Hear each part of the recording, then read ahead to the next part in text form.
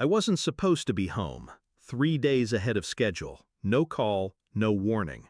I left my weapons in the trunk but kept the knife. Habit. The driveway had two cars, mine and his. I moved silent. 6 years of black ops makes that muscle memory. The house smelled like wine and roses. Too sweet, too staged. Then I heard it. Laughter, soft, female. I cleared the hallway in 5 steps, stopped. Bedroom door, locked. My son's voice, muffled, high-pitched, strained. "Mom, please, stop!" The crack of a slap. A man's voice, amused, too calm. He's crying again. Something inside me nodded, something colder than rage. I stepped back and kicked the door in. The frame shattered, and everything paused. My son, 7 years old, handcuffed on the floor, face red, eyes soaked.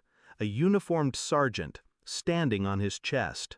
My wife, phone in hand, snapping photos like a tourist at a crime scene. She turned, startled, then smiled. "We'll send these to Dad," she said to the sergeant. The man spun. "He's not supposed to be here." I didn't say a word, just stared. They had no idea they'd just signed their death warrant. I took my son. No questions, no warnings. Just walked in, picked him up, and walked out.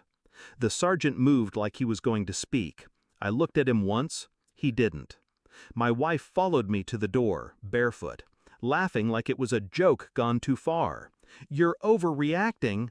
I didn't speak, didn't blink. Took my boy to the car, drove straight to the safe house. He slept in my arms, shivering, still cuffed. I cut the plastic with my blade. Didn't ask how long they'd kept him like that. Just held him. Didn't sleep, didn't breathe right. The mission had been simple: extract, silence, return. But this was war. The sergeant was from my unit, a man I'd once bled beside, trusted, until now. And my wife. I remembered every time she kissed me goodbye, every whispered "stay safe," every lie that tasted like love. But the pictures, she was taking pictures. For me, I didn't go back to the house, not yet. I set up a camera outside the master bedroom window, hidden in a gutter. 2 weeks. Enough time for them to forget I was watching. I mirrored her phone, watched her texts.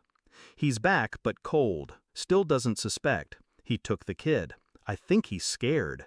No, not scared. Focused.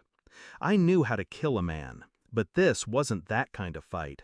It was about precision, control. I ran a DNA test, not on her, on my son, just in case. It came back. Mine. Good. One pure thing left in this wreck. The sergeant's messages were cocky. They used code names, inside jokes. They called me Ghost.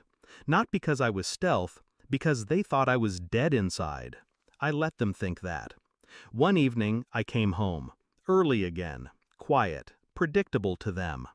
I handed her a manila envelope over dinner. No words. She looked confused. Opened it. First page, screenshots of her texts. Second, the DNA result. Third, photo of the sergeant kissing her at the doorway, time-stamped 2 days ago. She paled. Didn't cry. Didn't deny. Just sat there, blinking.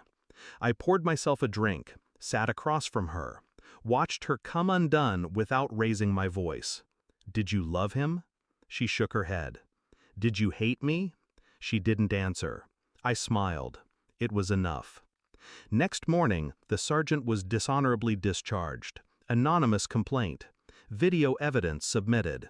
Child endangerment. Abuse. Conduct unbecoming. Every message. Every photo. Every threat. I mailed it all. From her phone. She lost her job 3 days later. School district doesn't keep abusers. I never raised my voice. Never touched her.